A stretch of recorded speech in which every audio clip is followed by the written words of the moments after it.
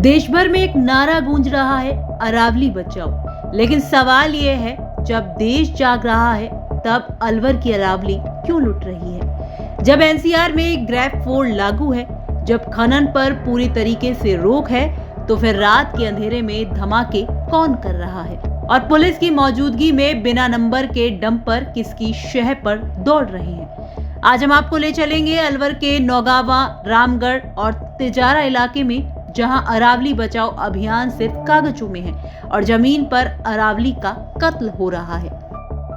शाम ढलते ही जैसे ही अंधेरा फैलता है, पूरे इलाके की तस्वीर बदल जाती है। नौगावा, रामगढ़, तिजारा, लक्ष्मणगढ़, बानसूर, नीमराना, ये वो इलाके हैं जहां रात 8 बजते ही क्रशर जिंदा हो जाते हैं। ब्लास्टिंग की आवाजें, पहाड़ों में धमाके और सड़कों पर बिना नंबर के ओवरलोडेड डंपर। स्थानीय लोगों का दावा है कि हर रात 700 से ज्यादा डंपर राजस्थान से हरियाणा, दिल्ली, नोएडा, यूपी और एनसीआर की ओर निकलते हैं। ना नंबर प्लेट, ना रवन्ना, ना रॉयल्टी, ना टैक्स, फिर भी ये डंपर लाइन से चलते हैं, वो भी पुलिस संरक्षण में। आपको बता दें कि इस वक्त पूरे एनसीआर में ग्रैब 4 लागू है, मतलब सभी तरीके से खनन बंद, माइन सील, क्रैशर पूरी तरीके से बंद और खान विभाग के रवन्ने पर रोक। तो फिर सवाल उठता है, जब रवन्ना बंद है तो वो ये पत्थर कहां से आ रहा है? साफ है, ये पूरा माल अवैध खनन का है और ये खेल बिना सिस्टम की मिलीभगत के संभव ही नहीं है। अलवर सहित आसपास क्षेत्र में लगातार खनन गतिविधियां जारी हैं। पूरे एनसीआर में ग्रैब 4 लगा हुआ है। अलवर जिला एनसीआर में आता है, लेकिन उसके बाद भी यहाँ पर खनन गतिविधियां चल रही हैं। माइंस विभाग कहता है कि रवन्ने नहीं कट रहे, सारे खाने बंद पड़ी हैं, लेकिन मैं इस समय नौगावा थाने पर मौजूद हूँ। ये जो सड़क है ये हरियाणा को राजस्थान को जोड़ती है, सीमावर्ती क्षेत्र है। यहाँ से अंधेरा होते ही लगातार डंपरों का जो आवागमन है वो शुरू हो जाता है।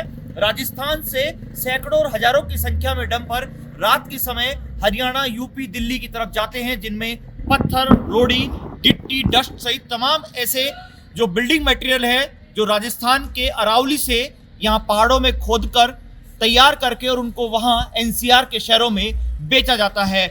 लगातार जब से हम यहाँ आए हैं, हमें पूरे रास्ते डंपर मिले, यहाँ पर लोग भी मौजूद हैं। एक बार उनसे भी हम ये बात करने की कोशिश करेंगे। सर, ये डंपर जो निकल रहे हैं, किसमें भी नंबर नहीं है और कई तरह की दिक्कतें हम लोगों को लग रही है, और जबकि कह रहे हैं प्रशासन और सरकार कह रहा है कि बंद है। सर, वो तो रेगुलर चल रहे हैं।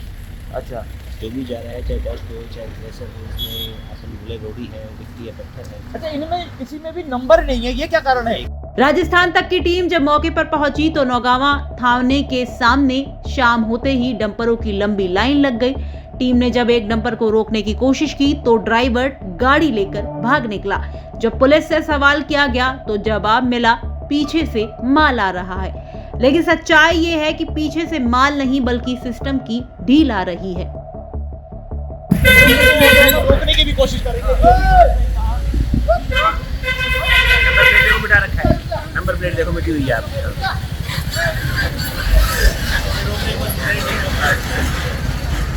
पत्थर दिखाओ, ऊपर पत्थर दिख रहे हैं, देखो आगे पीछे से दोनों जगह से नंबर प्लेट मिटी हुई। इस तरह के पूरे हालात आप देख सकते हैं, कितने खतरनाक हालात हैं। लोग यहाँ डरे हुए हैं।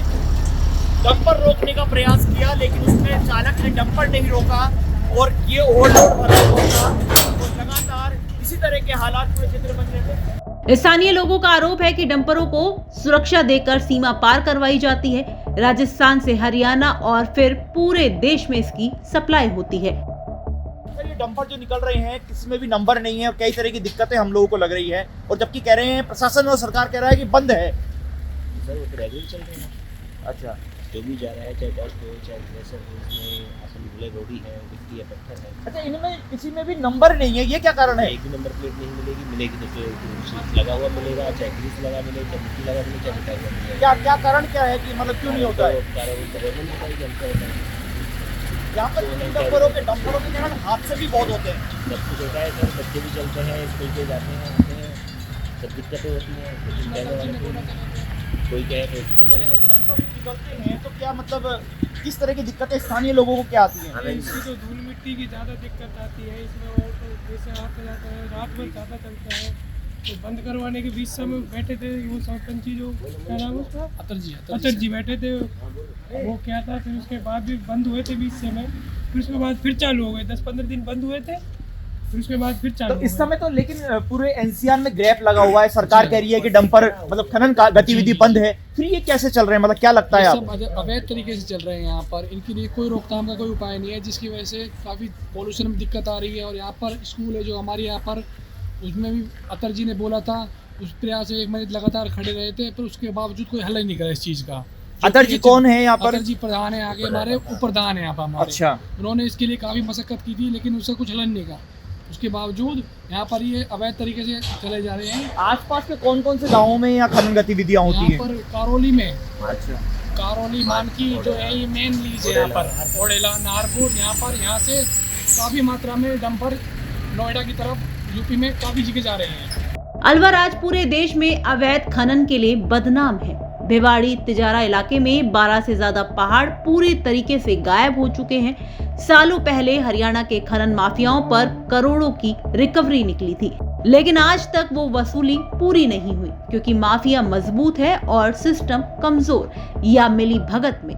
स्थानीय लोगों ने खुलकर बताया, डंपरों पर नंबर प्लेट नहीं होती, अगर होती है तो मिट्टी से ढकी होती है। एक रवन्ने पर 4-5 चक्कर लगाए जाते हैं और रोकने पर ड्राइवर गाड़ी चुरा देते हैं। लोगों ने कई बार सीएलजी मीटिंग में प्रशासन से, पुलिस से शिकायत की, लेकिन इसका नतीजा 0 ही निकला।